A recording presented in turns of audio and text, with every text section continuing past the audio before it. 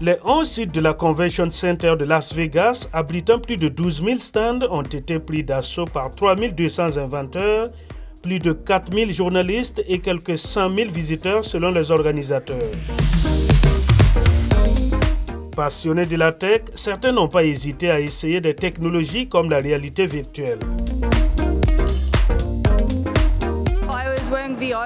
J'ai porté ces lunettes et elles m'ont amené sur des montagnes russes dans une ville imaginaire.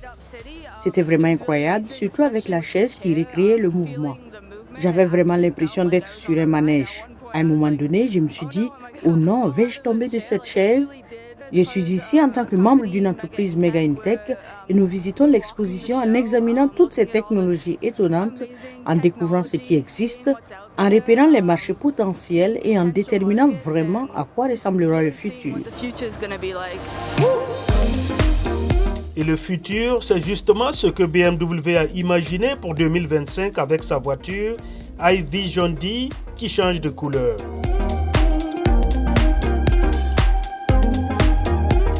LG a pour sa part dévoilé son réfrigérateur à écran lumineux et son robot nettoyeur qui obéit aux commandes vocales.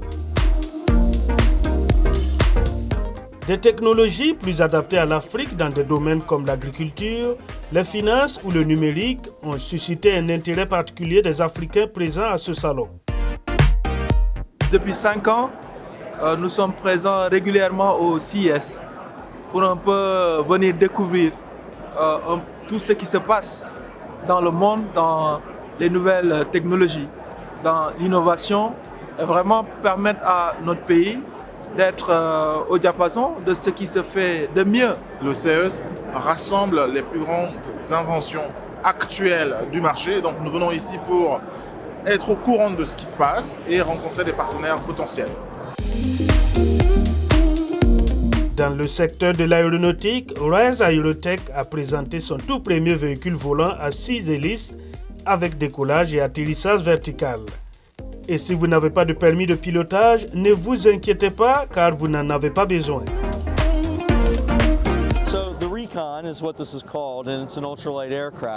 Il s'agit d'un avion ultra léger et il est très simple à piloter.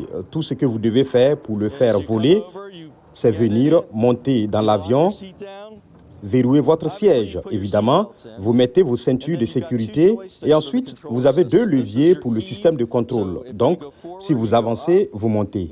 Quand vous reculez, vous descendez.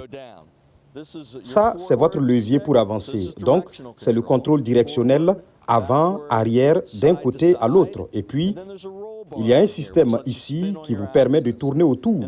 Et c'est vraiment très simple. C'est ce qu'on appelle des opérations simplifiées.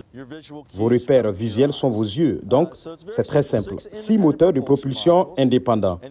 Et l'idée est qu'ils ont tous des packs de batteries rechargeables, un système de gestion et de contrôle indépendant. Cela signifie que si l'un des moteurs arrête de fonctionner, vous pouvez toujours voler et atterrir en toute sécurité.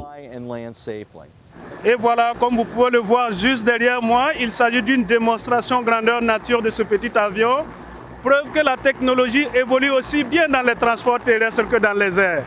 L'aéronef est déjà disponible sur le marché au prix de $150 000.